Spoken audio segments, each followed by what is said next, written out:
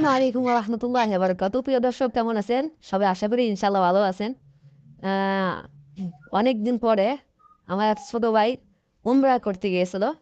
আমরা এখন তার মুখ থেকে শুনবো যে উমরা প্রথমবার কেমন হলো। আসসালামু আলাইকুম। কি অবস্থা? আর এদিকে এদিকে নে। প্রথমে দিল ভালো, ক্যাপ করলো কেমন দেখা গেছে না তো দেওয়া সমস্যা নেই তো দেখা একবার দেখা গেলি ঘুমাস তো সিয়ার না দেখা আসতেছেন তো তোমরা প্রথমবার উমরা করে তোমার কেমন লাগতেছে?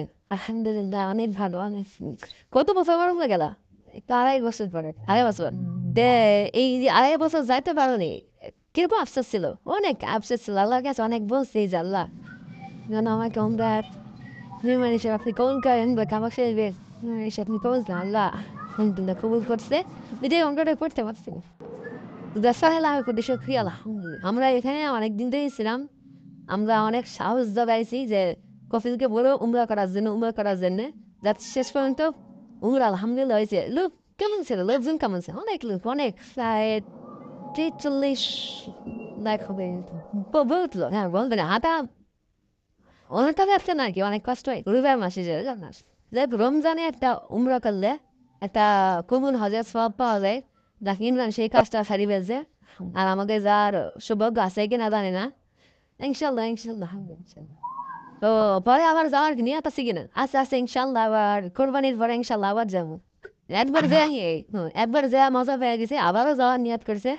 আল্লাহ সবাইকে যেন ওইখানে মক্কা মদিনায় নিয়ে যেতে পারে। ও জায়গায় মনে করেন যতবার যাবেন আপনার ততই মন চাবে কি বারবার যাই বারবার যাই।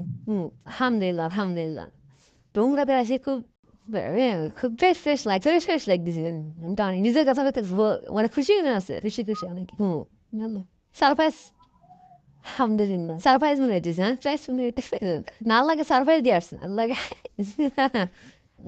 দর্শক, তো আপনারা শুনতেছেন দেখতেছেন উমরা করার অনুভূতি যে কত একটা আনন্দদায়ক, এটা যে যায় সেই বুঝতে পারে। তাছাড়া যে যায়নি তার বলার ক্ষমতা নাই।